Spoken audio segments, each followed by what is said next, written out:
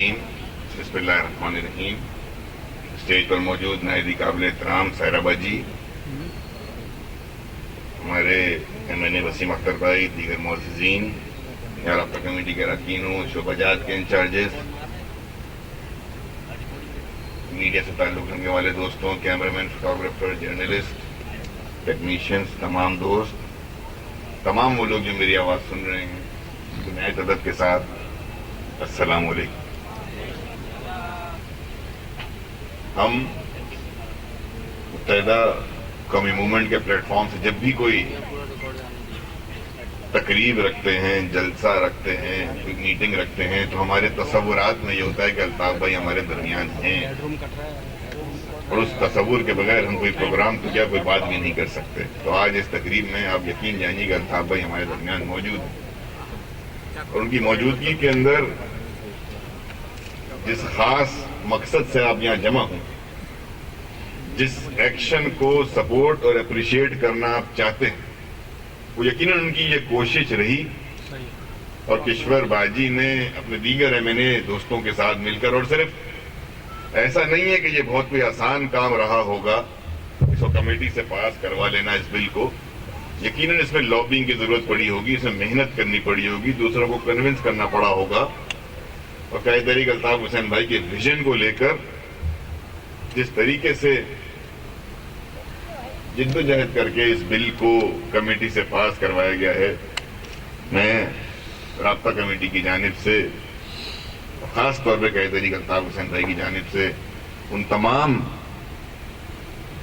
ساتھیوں کو جنہوں نے اس میں کسی نہ کسی طرح اپنا رول ادا کیا، بل ٹائپ ہوا ہوگا، بل ڈرافٹ ہوا ہوگا، کنسلٹیشن کا پروسیس ہوا ہوگا، اسمبلی کی کمیٹی کے سامنے جا کے کنونسنگ تقاریر ہوئی ہوں گی، اس کے بعد بل پاس، ان تمام لوگوں کو مبارکباد پیش کرنا چاہوں گا. سب سے پہلے امید رکھوں گا کہ اس بل کی اسپرٹ کو ڈیمیج نہ کیا جائے. اس بل، کیونکہ جب یہ بل اسمبلی میں پیش ہوگا تو اس پہ تقاریر بھی ہوں گی، اس میں امینڈمنٹس کی کوششیں بھی ہوں گی، لیکن اس بل کی اسپرٹ کو ڈیمیج نہ کیا جائے. اس بل کو پیش کرنے میں جو بنیادی مقصد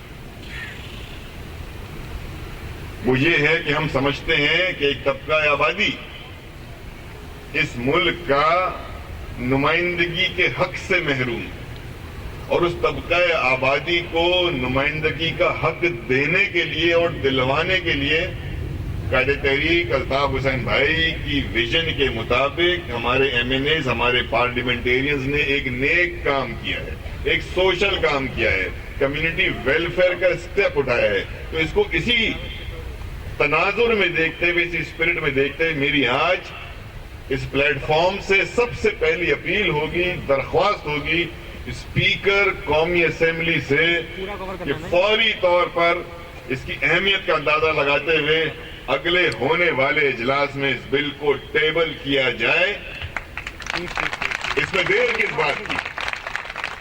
نہ صرف اس کو ٹیبل کیا جائے، بلکہ میں بلا تفریق پارلیمنٹ میں موجود تمام سیاسی جماعتوں کے پارلیمانی لیڈروں سے مخاطب ہوتے ہوئے کہتا ہوں کہ بھائی، یہ سیاسی معاملہ نہیں ہے، یہ نظریات کے ٹکراؤ کا معاملہ نہیں ہے، یہ اختلاف کا مسئلہ نہیں ہے، اس میں اختلاف رائے کی گنجائش موجود نہیں ہے.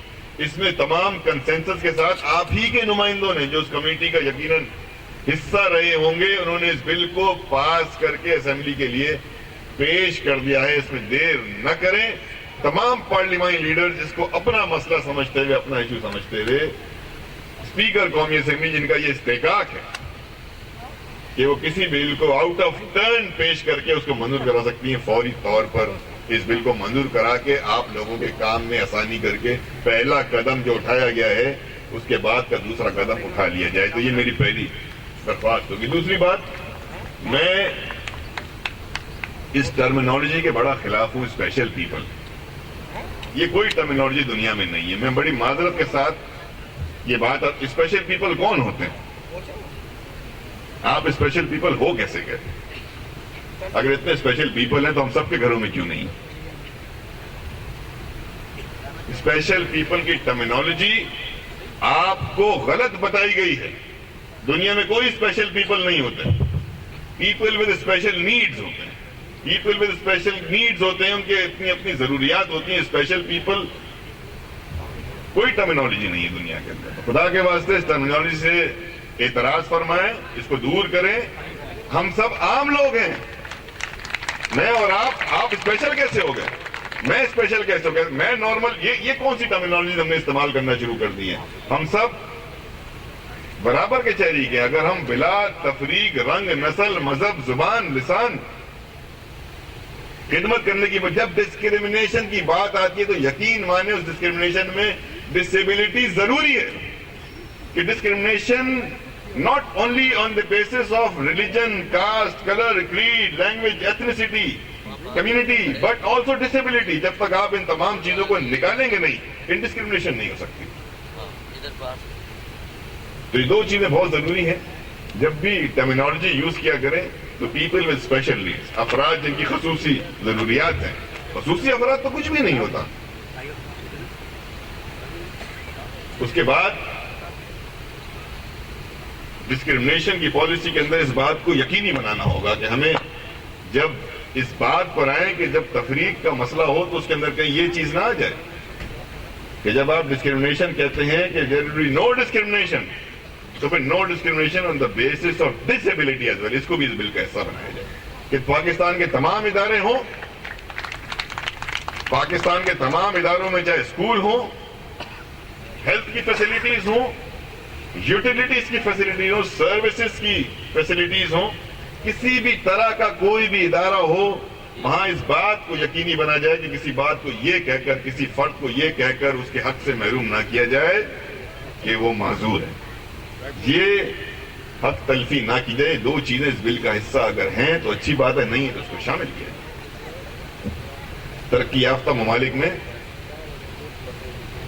تہذیب یافتہ ممالک کے اندر جو قومیں ترقی کے عروج پر پہنچ گئیں, انہوں نے ترقی کرتے کرتے ارتقاء کے عمل سے گزرتے گزرتے آج یہاں تک پہنچ گئی ہیں کہ اب ایکسکلوژن کی پالیسی ختم, دنیا بھر میں انکلوژن کی پالیسی ہے. اور اگر آپ اس پالیسی کو نہیں سمجھتے تو میں بتانا چاہوں گا کہ انکلوژن کی پالیسی کیا ہے. ایک زمانہ تھا کہ دنیا بھر میں فیسلٹیز الگ ہوتی تھی. یہ جو شکیل صاحب نے یہاں بات کری, یہ بڑی عمدہ بات کری انہوں نے. میں بڑا متاثر ہوا ان کی گفتگو سے. دنیا بھر میں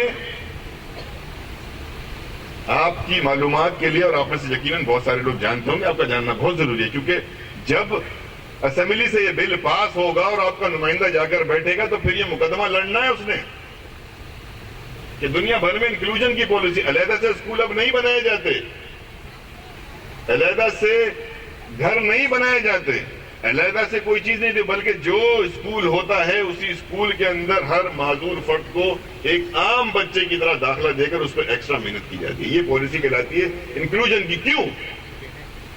کیوں ایسا کرتے ہیں؟ سوچنے کی بات ہے نا. کیوں ایسا کرتے ہیں؟ اس لیے ایسا کرتے ہیں کہ جب وہ اسکول سے پاس ہو جائے گا, میرے بھائی میرے بہنوں, جب وہ اس اسکول سے تعلیم حاصل کر مکمل کر لے گا تو اسے نوکری کیا کرنی ہے, کس معاشرے میں؟ نوکریوں کے لیے کیا الگ دفتر ہوں گے؟ نوکریوں کے لیے کیا اس کو کسی الگ ماحول میں بھیجا جائے گا جہاں پھر تمام معذور لوگ ہوں؟ نہیں, ایسا نہیں ہوتا. تو اسکولنگ لائف کے بعد, ایجوکیشنل کوالیفیکیشن کے بعد جب پریکٹیکل لائف شروع ہوتی ہے تو اس پریکٹیکل لائف میں تو پھر تب لوگ بیٹھے ہیں, پھر اس دفتر میں تو تمام لوگ بیٹھے ہیں. تو اگر ایک ایسے ایجوکیٹڈ بندے کا یا خاتون کا جو پرہیپس بہترین ایجوکیشنل کوالیفیکیشن لے کر اب نوکری کرنا چاہتا ہے یا چاہتی ہیں, اگر وہ کسی ایسے دفتر میں جائیں گی تو ان کو تو اس دفتر میں وہ انوائرمنٹ بالکل نیا ملے گا. لہذا مہذب دنیا میں انکلوژن کی پالیسی آئی ہے کہ بچپن سے ہی وہ بچہ یا وہ بچی عام بچوں کے ساتھ تعلیم حاصل کرے, تاکہ جب وہ پریکٹیکل لائف میں دنیا میں جائے تو اس پریکٹیکل لائف میں اس کو نیا انوائرمنٹ نہ ملے اور آسانی سے ایڈجسٹ ہو جائے.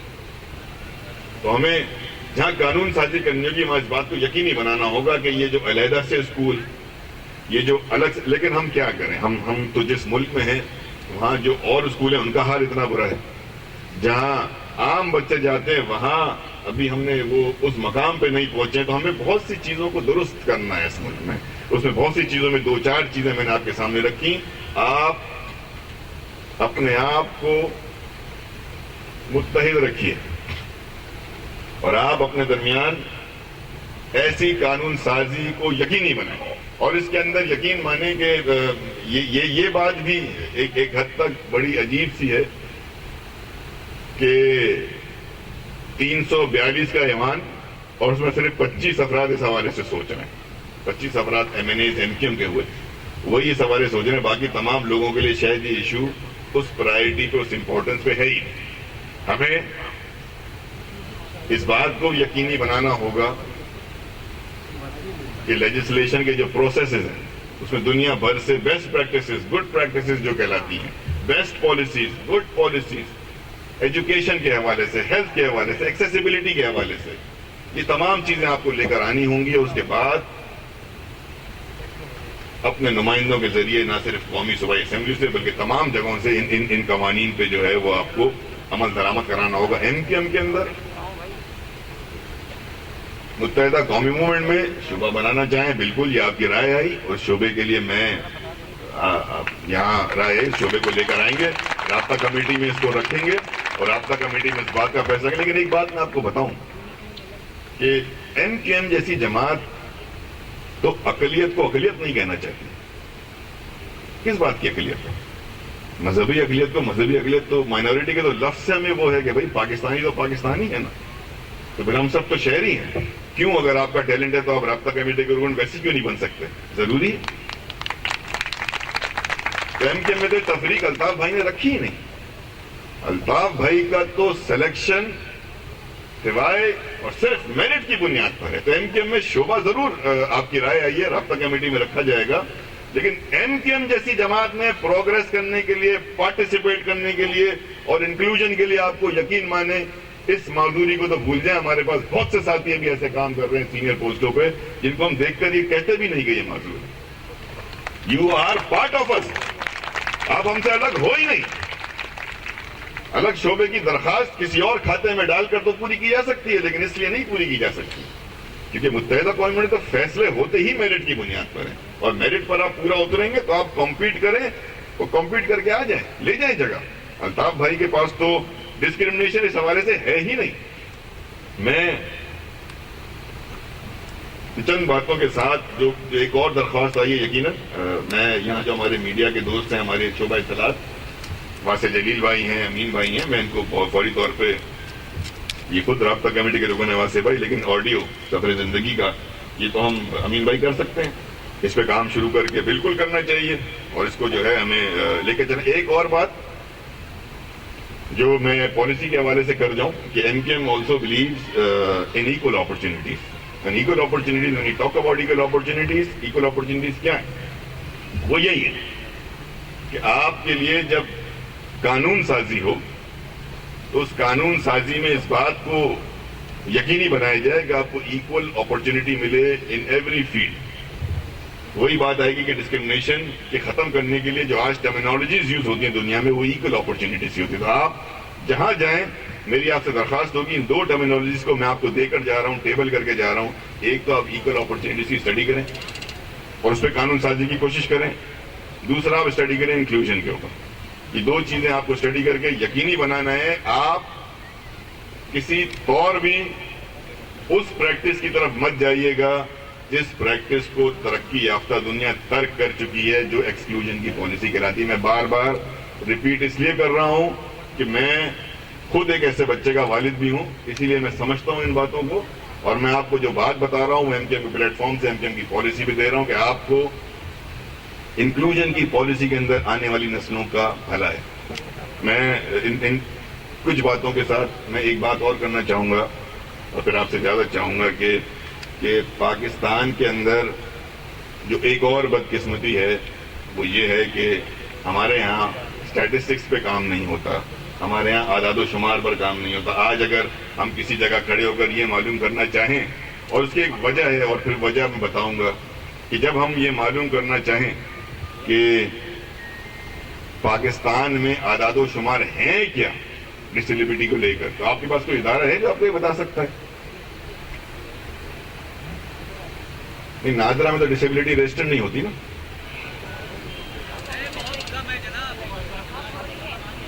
مطلب سینسس دیکھیں وجہ ہے نا اس بات کی, ہم تو خالی کھولی بات نہیں کر رہا ہے آپ سے, کہ جب تک ہمارے حکمرانوں کو یا ریاست کے ان اداروں کو یہ نہیں معلوم ہوگا, یہ اعداد و شمار ان کے پاس اویلیبل نہیں ہوں گے کہ معاشرے کا, کمیونٹی کا کتنا فیصد.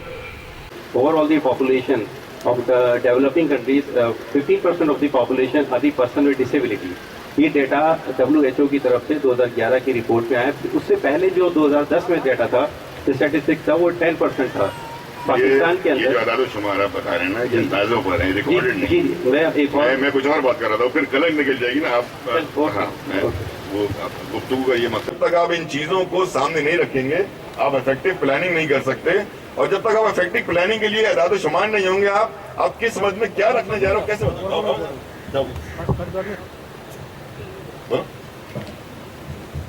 اچھا کیا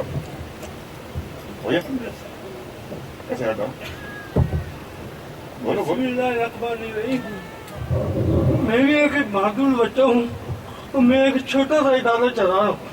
میرا ماموں 92 میں ہمارے متحدہ کے کارکن تھے جو شہید ہو گئے. میں انہیں کہتا تھا ماموں تو اس جماعت کے ساتھ کیوں ہے. مجھے ایک ہی پیغام دیتے تھے, بیٹا جب تو صحیح ہوگا تجھے معلوم چلے گا یہ جماعت تیرے ساتھ دے گی. اور آج عالم میں ان کا اپیل کرتا ہوں, میں آپ کو نہ انکل بولوں گا اور نہ بھائی. آپ مجھے اپنے بھانجے کا لقب دے کر مجھے اپنے مانے کی کمی محسوس ہونے سے بچا لے. اور یہ ایک بائک کی چابی میری جیب میں ہے, جس بہادر کو دینا چاہے دے دے, تاکہ محترم قائد الطاف حسین بھائی کو اس کا ثواب اور میرے معلوم ماموں کو اس کا ثواب اور ایم کے شہید ماموں کو اس کا ثواب مل سکے.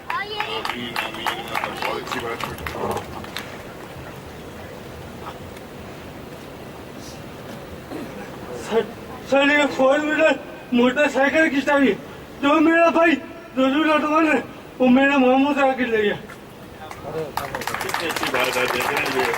یہ میرا ہی نہیں تو الطاف بھائی کا بچہ ہے یہ, اور الطاف بھائی اس کے سرپرست ہوں گے اور ہم سب اس کے سرپرست ہیں. اور کیوں نہیں بنیں گے تمہارے ماموں, یادی کون سی بڑی بات ہوگی. میں سمجھا کہ بہت بڑی بات مانگو گیا, گھبرا گیا تھا میں کیا. اور کتنے ماموں چاہیے, کتنے ماموں بن رہے ہیں بھائی ہاتھ اڑاؤ. ایک ماموں ڈھونڈنے آئے تھے تو اتنے سارے ماموں ہیں. اور سب سے بڑے سرپرست کون ہے؟ الطاف ماموں. الطاف ماموں. جب الطاف ماموں تو سمجھو لاکھوں کروڑوں کارکن ویسے ہی ماموں بن گئے. ہاں بیٹا خالہ تو بہت ساری ہیں نا, خالہ نہیں بنانی, خالہ نہیں چاہیے ادھر ماموں چاہیے. چابی دی انہوں نے 4 ویلر کی, 4 ویلر دے رہے ہیں یہ ضرورت. جہاں یہ جذبہ ہوگا, جہاں یہ محبتیں ہوں گی, وہاں ناکامی کیسے ہو سکتی ہے. اور وہاں کیسے آپ یہ جذبات یہ دیکھیں ڈونیٹ کر کے جا رہے ہیں کہ اس کو ضرورت ہو 4 ویلر. بہت اس کے لیے تعلیم ہونی چاہیے. اور آپ یقین مانے میں یہ جو چھوٹے چھوٹے سٹیپس ہوتے ہیں نا یہ بہت امپورٹنٹ ہوتے ہیں ان کی لائف میں. چھوٹے چھوٹے مائلسٹون جو ہیں یہ بہت امپورٹنٹ ہیں. ہمارے لیے شاید چل کے یہاں سے وہاں چلے جانا کوئی بات ہی نہیں ہو, ہمارے لیے شاید گلاس اٹھا کے پانی پی لینا کوئی بات ہی نہ ہو, ہمارے لیے شاید اس کو اٹھا کے پڑھ لینا روانی سے کوئی بات ہی نہ ہو. لیکن بعض ڈسیبلڈ افراد کے لیے ایک لائن پڑھنا کئی منٹوں کا کام ہے. اب بعض لوگوں کے لیے وہاں سے یہاں تک آنا آپ نے دیکھا محنت کا کام ہے. تو اس محنت پہ, اس عظمت پہ ہمیں ان کو شاباش انکریج کرنا چاہیے, ہمیں ان کو ایکسکلوڈ نہیں کرنا چاہیے. یہ ہماری انکریجمنٹ چاہتے ہیں, یہ ہمارا ترس نہیں چاہتے. خدا کے واسطے ڈونٹ پٹی آن دیم, انکریج دیم. یہ بھی بہت بڑا چک چک نہیں کرو یار, اپنے گھر جاؤ گا چک چک کرنا کیوں. آپ پٹی نہ کریں, آپ انکریج کریں, آپ ان کا ہاتھ بٹائیں, آپ ان کی مدد کریں, آپ ان پہ ترس نہ کھائیں خدا کے واسطے. کیونکہ ان کی زندگی اس لیے نہیں ہے. اگر آپ ان پہ ترس کھائیں گے تو یہ ڈیولپ نہیں ہوں گے. اور اپنا بھائی سمجھے, اپنا بہن سمجھے, اپنے برابر کا شہری سمجھے. اگر یہ 3 چیزیں نہیں سمجھ پائیں گے تو ان کے ساتھ کام نہیں کر پائیں گے, ان کی ترقی نہیں ہو پائے گی. میں ایک دفعہ پھر بہت متاثر ہو کر अपने भांजे से और आप सब लोगों से मुबारकबाद देना चाहूँगा। हमारे MNAs को कायद तहरीक अल्ताफ हुसैन भाई की जानिब से मुबारकबाद देना चाहूँगा। मैं यहाँ जितने अफराद हैं हम सब उम्मीद रखेंगे, दुआ को होंगे, और मेरे ख्याल में कोई मसला नहीं होगा। अल्लाह ताला ये बहुत नेक काम है और इस नेक काम को करने में अल्लाह ताला ने MKM के साथ इसका सेहरा डाला शुरू करने का, लेकिन मैं चाहूँगा कि इसको सिर्फ एक पार्टी पे न रखा जाए, बल्कि जब हम इत्तेहाद की बात कर ही रहे हैं तो तमाम पार्लियामेंट की सियासी पार्टियां जो हैं वो मिलकर मुत्तहिद होकर इस बिल को पास कराएं। हमारी रिस्पॉन्सिबिलिटी है, हमारा फर्ज है बहैसियत ना सिर्फ पार्लियामेंटेरियंस, बल्कि हमारा फर्ज है, हमारी जिम्मेदारी है बहैसियत पाकिस्तानी कि हम अपने पाकिस्तान के अंदर अपने पाकिस्तान की इस तबका आबादी को, मैं माजूर मेरे मुंह से निकलता ही नहीं है। आप यकीन माने मेरे डिसेबल्ड किसी को कहना मेंटली फिजिकली लर्निंग डिसेबिलिटी मेरे मुंह से निकलता नहीं है, तो मैं तो इनको एक तबका आबादी कहता हूँ। तो इस तबका आबादी के लिए हम जो कुछ कर सकें ये हमारा फर्ज है और इनका हक है। इनका हक इन्हें देना होगा। इनका हक इन्हें देने के लिए हमें असेंबलियों से ये बिल को पास करा के एक्ट में तब्दील करा के फौरी तौर पर इस पर कार्रवाई करनी होगी। मैं इन तमाम चीज़ों के साथ शुक्रिया अदा करते हुए कि हमें मौका दिया। सायरा आपका बहुत बहुत शुक्रिया कि यहाँ बैठी काफ़ी देर से। आप सब लोगों का बहुत बहुत शुक्रिया। जी अल्ताफ हुसैन, जिए मुत्तहिदा कौमी मूवमेंट, जिए सिंध, जिए पाकिस्तान।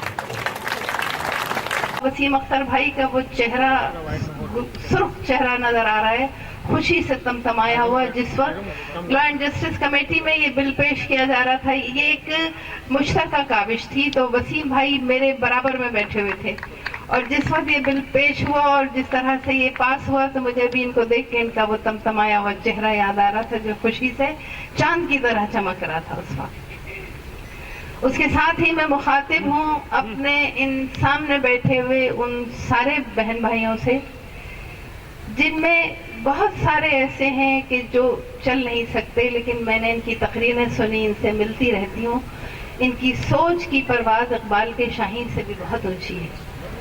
मेरे बहुत से वो साथी बहनें और भाई जो बसारत से तो महरूम हैं, लेकिन उनकी बसीरत आज इस बात का सबूत दे रही है कि जिस यकजहती के साथ आज वो यहाँ जमा हुए और एक ऐसी क़यादत पे ईमान लेकर आए हैं जिसने कि उन्हें अपने अम्ब्रेला में ले लिया। और आज नहीं, ये बहुत पुरानी बात है। मैं मुख्तसरन चंद वाक़यात आपको ज़रूर इस हवाले से सुनाऊंगी, क्योंकि मैं उन खुशनसीबों में हूँ कि मैंने उनके साथ वो वक्त गुजारा, वो वक्त देखा जब मैं शागिर्दों की तरह थी। आज भी शागिर्द हूँ, उस वक्त बहुत कच्ची पक्की शागिर्द थी। उनको मैंने उस्ताद के रूप में गुस्से में भी देखा, भड़कते हुए भी देखा, लेकिन जब किसी को कोई तकलीफ हुई तो मैं उन्हें रोते हुए भी पाया। ये उनकी शख्सियत का खासा है, और मैं इसलिए भी उनकी शख्सियत पे फख्र करती हूँ कि मैंने इस अम्ब्रेला के नीचे कोई कॉन्शियसनेस नहीं देखी, ना जेंडर कॉन्शियसनेस देखी कि मैं औरत हूँ कि तुम मर्द हो, ना मैंने मजहबी तफरीक देखी कि मैं शिया हूँ कि फलां सुन्नी है। मैंने हिंदू भी देखे, सिख भी देखे, और मैं बड़ी हैरान हुई उनकी फराग दिली के ऊपर जब मैंने एक बार ख्वाहिश जाहिर की कि अल्ताफ भाई, क्योंकि कुछ वाक़यात मैंने ऐसे देखे थे। एक बार मैं आपको बता दूं कि जब भी जिसने हक़ का अलम बुलंद किया, वो चाहे हुसैन हो, चाहे वो अनल हक़ का नारा मंसूर ने लगाया हो या कायद तहरीक अल्ताफ हुसैन ने वो अलम उठाया हो, यजीद क़ुव्वतें हमेशा बरसरे पैकार रही। 1987 में मुझे बहुत अच्छी तरह से याद है कि मेरे बहुत सारे साथी जेलों में थे, थानों में बंद थे, और जो बचे कुचे थे जो इधर उधर पनाहें ले रहे थे, उनको यहाँ से वहाँ शिफ्ट करना होता था। ऐसे में एक ऐसी मीटिंग की ज़रूरत पड़ी जहाँ कायदे तहरीक को लेके जाना था। इत्तेफाक से उन्हें जब लेके जाना हुआ तो मैं गाड़ी चला रही थी, और गरीबाबाद के पुल के करीब उन्होंने एकदम से कहा कि गाड़ी रोकिए। बड़ा सिक्योरिटी रिस्क था, लेकिन मेरे कायद का हुक्म था, मैंने रोकी गाड़ी, और वो 1 मिनट में दरवाजे से उतरे। और मुझे जो नजर नहीं आया था, बिल्ली का एक छोटा सा बच्चा गाड़ी के आगे आ गया था, उसे उठा के उन्होंने उस पुलिया के नीचे रख दिया।